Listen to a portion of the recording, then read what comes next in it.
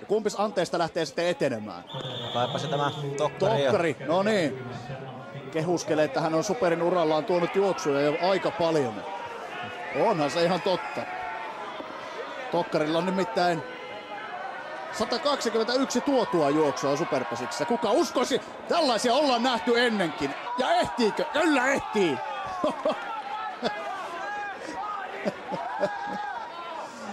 Siinä hiljennettiin nyt Vimpelin yleisö kertaheitolla. Kentälle menolyönti nähtiin siinä ja naurua piisaa. Nyt pitäisi muistaa vielä edetä ja kovaa. Piuhola lyömässä. Ja hidastetulla mennään ja Tokkari loikkii, ei aivan ennätä. Muista, hei lopeta vauhtia. Tokkari menossa jokeen jo. No niin. Kova taistelu. Ennen kaikkea nyt nähtiin kyllä mahtavia suorituksia. Tietysti kaiken kruununa Aki Oravan loistava kiinniotto. Katsotaan tähän perään tuo Aki Oravan kiinniotto aivan rauhassa.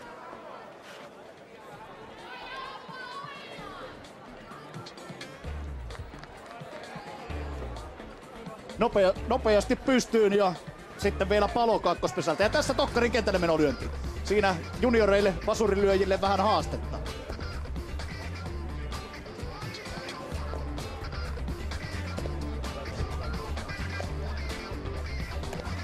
Ja sitten näytät vähän ojan perällekin sinne ja